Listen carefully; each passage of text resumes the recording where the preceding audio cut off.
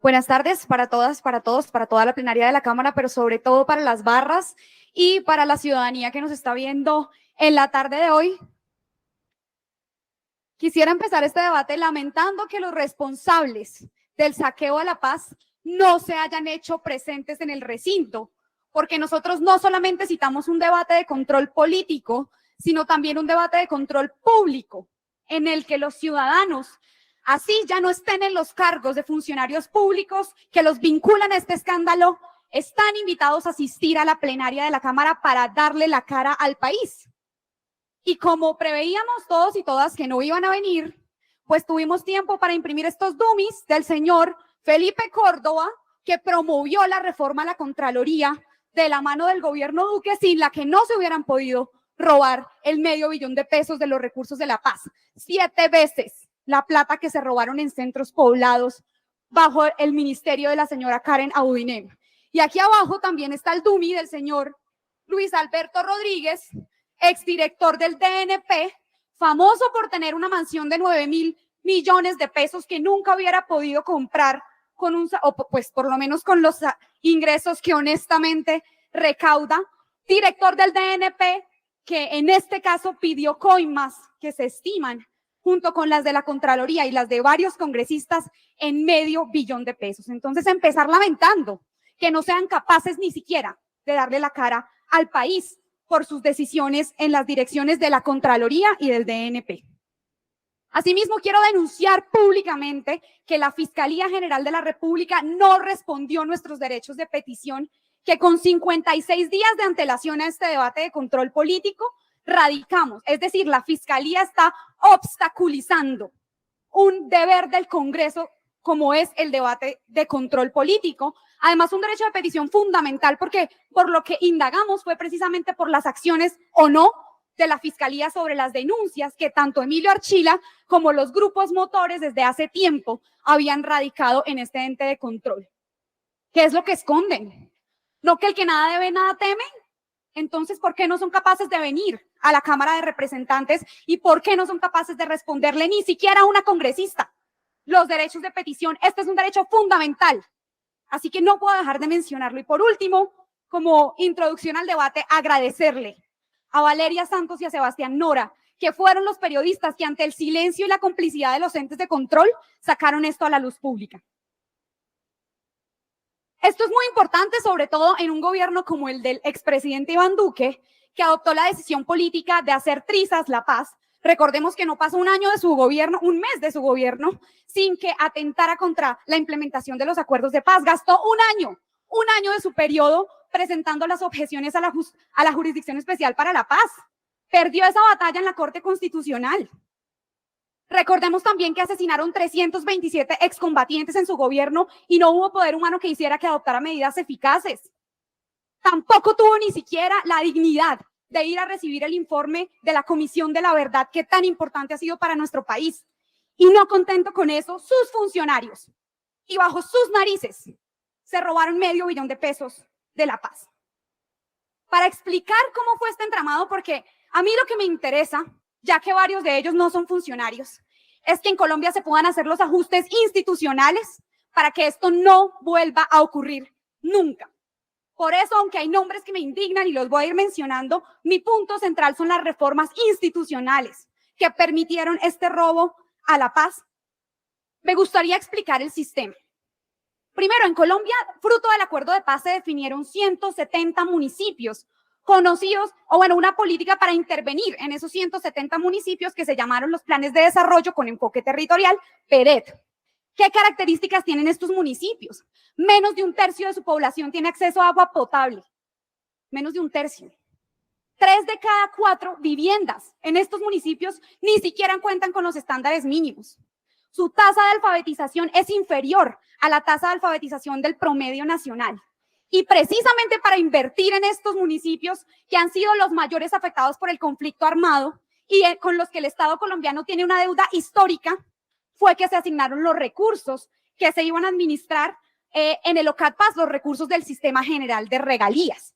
Para distribuir estos recursos del Sistema General de Regalías, de manera muy extraña, de un momento para otro, el expresidente Duque que sabemos que tenía cero voluntad política de implementar los acuerdos de paz, dijo, metámosle 6.6 billones de pesos. Vamos a comprometer toda la plata del Sistema General de Regalías de aquí en adelante para gastarla estos 2 años. De entrada, muy sospechoso, porque sabemos que este gobierno no quería implementar, o que el pasado gobierno no quería implementar los acuerdos de paz. ¿Y quiénes eran los que iban a definir a quién se le daba la platica, a quién no se le daba la platica y si cobraban por hacer el trámite? Los miembros del OCAD Paz. Detallemos.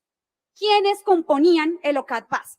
Primero, la presidencia en cabeza del doctor Archila, directamente delegado por el expresidente Duque. 2, la Secretaría Técnica en cabeza de la Dirección Nacional de Planeación. Aquí es en donde estaba el señor Luis Alberto Rodríguez, al que me refería al principio, miembro del Partido Conservador, que ahora también se ha declarado de gobierno, aunque Luis Alberto Rodríguez casi no iba porque delegaba al señor Álvaro Ávila.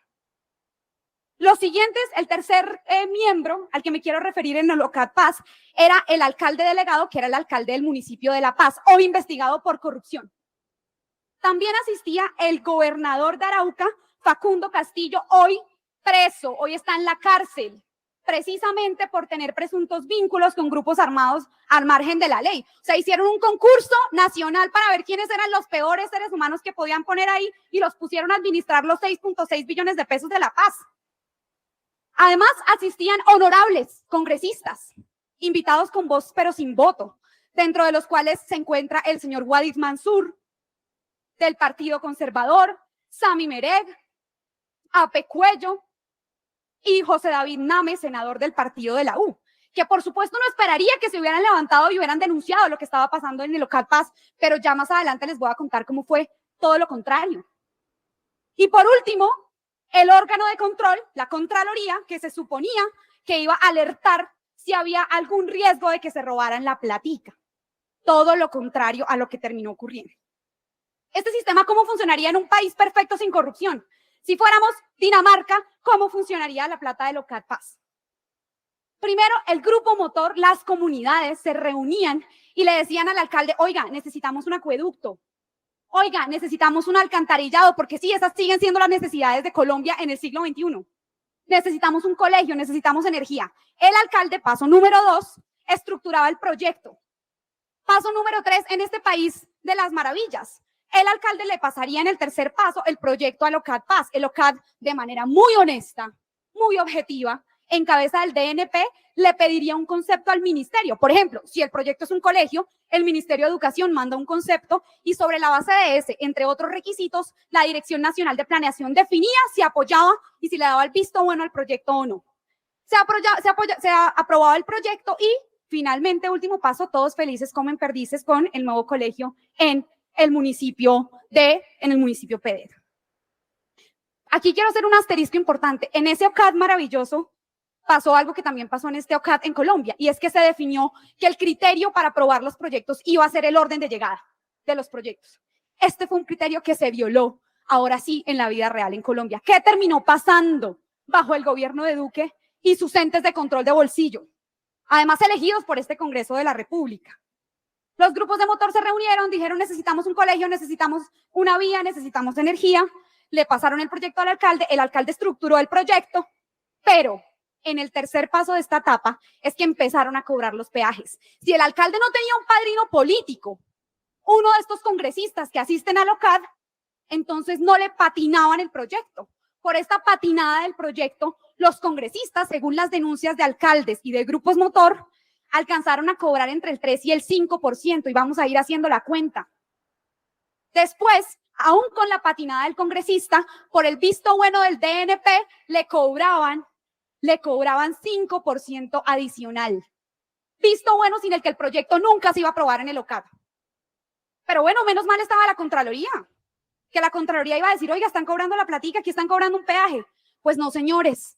Resulta que la Contraloría convirtió el control concomitante, que aquí vino a defender el señor Felipe Córdoba, en el famoso control previo, o sea, en un peaje adicional estimado en el 2% para los proyectos. O sea, alcanzaron a cobrar hasta el 12% del contrato sencillamente para que el OCAD lo aprobara. O sea, ni siquiera se habían empezado a gastar un peso y ya se estaban robando el contrato. No lo habían asignado a un contratista y ya se estaban robando la plata de la implementación de los acuerdos de paz. Y esta es la tesis central que yo quiero defender acá. Todo esto que estoy narrando no hubiera podido pasar si no hubiera sido porque el expresidente Iván Duque y su gobierno y el excontralor Felipe Córdoba del Tumi que tengo atrás presentaron una reforma a la Contraloría y una reforma constitucional al Sistema General de Regalías.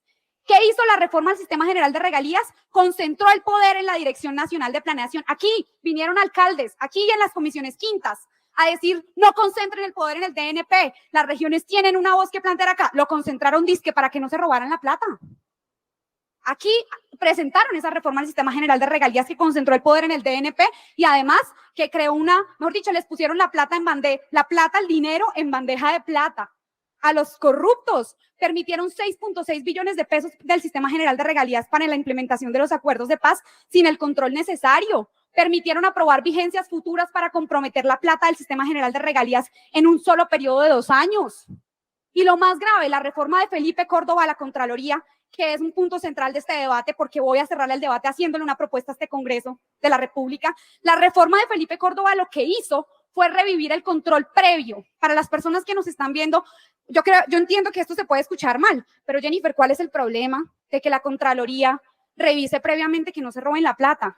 ¿Cuál es el problema? Re bien que miren antes y denuncien si ven algo mal. Pues no, Colombia ya vivió eso antes de la Constitución del 91, en donde no cambiaban un bombillo en una entidad pública sin que la Contraloría pidiera coima, en donde la Contraloría frenaba cualquier contrato, no se cambiaba un papel higiénico sin que la Contraloría no frenara un proceso de contratación. Por eso es que la Constitución del 91 tumbó el control previo. Y el señor Felipe Córdoba, de la mano de Duque y del uribismo, se sacan de la manga revivir el control previo a través de un nombre que se llama el control concomitante, un nombre que nadie entiende, control concomitante. Pero esto en la práctica fue revivir el control previo y yo quiero solicitarle a este Congreso de la República, y si este es el gobierno del cambio, debería empezar por tumbar el control concomitante en cabeza de la Contraloría, que es revivir el control previo y que nos va a seguir llevando a estos escándalos de corrupción. Las pruebas que tengo para afirmar lo que estoy diciendo. Esta reforma al Sistema General de Regalías se aprobó en el 2019, en el 2020 y la reforma a la Contraloría en el 2019.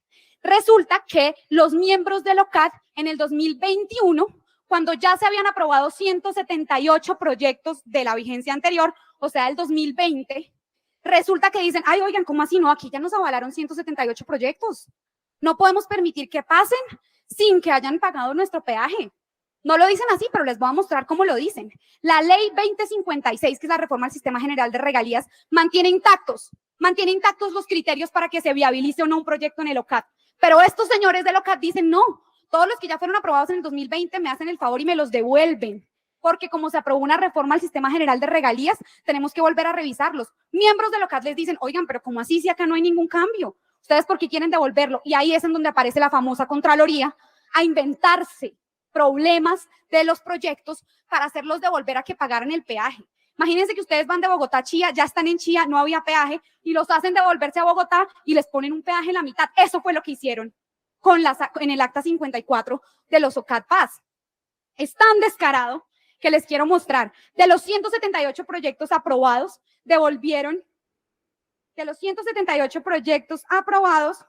tuvieron el descaro de devolver 170.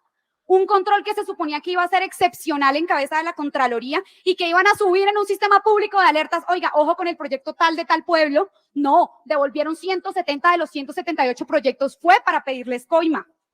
Tan descarado es que le preguntan a la Contraloría, oiga, ¿y usted por qué está haciendo que se devuelvan todos estos proyectos?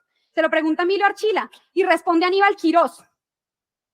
Abro comillas, el contralor delegado mencionó que por directriz del contralor Carlos Felipe Córdoba se está trabajando en los reparos puntuales de 110 proyectos de 178 proyectos viabilizados. Devolvieron los 110 sin un documento que dijera por qué los estaban devolviendo. De hecho, revisamos el concepto de la Contraloría y yo creo que un estudiante de tercer semestre de Derecho dice, aquí hay alerta de prevaricato.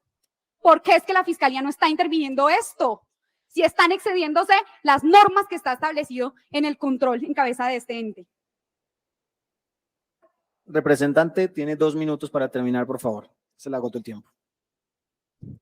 Tan grave es que el mismo Archila, delegado de Duque, señala que pilas que pueden estar cometiendo prevaricato, abro comillas. Excederse también es ilegal, refiriéndose a que ni en la anterior ni en la actual ley se faculta al DNP para realizar segundas revisiones de lo que digan los ministerios ni para realizar consideraciones. Y en tal sentido reitera que un servidor público también viola la ley cuando se excede y lleva a cabo funciones que no le han sido atribuidas. Bueno, pero al menos teníamos a los congresistas en el OCAT que seguro pidieron la palabra para alertar. Pues no. Vean lo que señala el representante Wadid Mansur. Abro comillas, el OCAT se podría estar extralimitando en sus funciones al solicitarle a la Contraloría que rinda un informe del por qué ha sido reiterativo en sus oficios en subsanaciones de los proyectos. Congresista del Partido Conservador que precisamente hoy se acaba de declarar de gobierno. Cierro con las siguientes conclusiones. Le pido por favor a la mesa directiva de la Cámara que me regale un minuto para cerrar, un minuto adicional que realmente creo que es muy importante para poder concluir. Primero, no solamente hicieron trizas la paz, sino que también se la robaron. Dos, no solo hubo una complicidad pasiva, sino una participación directa de los entes de control. Pusimos a los ratones a cuidar el queso. Y eso es lo que este Congreso tiene que cambiar. Yo le solicito a este Congreso y voy a pasar una solicitud que espero que todas y todos aquí puedan acompañarme para eliminar el control concomitante en cabeza de la Contraloría, porque además, como sabemos, hoy se elige con lógicas politiqueras y sigue siendo un ente de control de bolsillo, como es una necesidad de cambiar urgente. Hago un llamado a la comunidad a movilizarse porque no creamos que van a venir otras personas por nosotros a cuidar los recursos de la paz y a exigir su implementación, la implementación de los acuerdos. Si no son las comunidades las que se movilizan a hacer veeduría por estos recursos, créanme que la clase política tradicional, que sigue siendo mayoría en este país, va a seguirse robando la plata de nuestros derechos. Una última nota para cerrar. En el municipio que más recursos ejecutó del Locat Paz, el congresista Mansur fue el representante más votado. ¿Tendrá algo que ver con que la corrupción es el mecanismo a través del cual se reeligen siempre los malos gobernantes? En el quinto, que más ejecutó recursos de OCAT Paz, el senador más votado fue el senador Sami Mereg. Por favor, termine 30 segundos, representante. Necesitamos cambiar eso. Cierro haciendo este llamado. La solución política del conflicto armado es un mensaje muy importante. Es un hecho histórico para Colombia. Muestra que la violencia no es el mecanismo para resolver los problemas políticos de nuestro país. Hay que exigir que se cumplan estos acuerdos de paz y, por supuesto, que estos hechos nunca más se repitan en nuestro país para que podamos mirar con dignidad a las futuras generaciones y no seguir viendo estos espacios de corrupción que tanto nos indignan.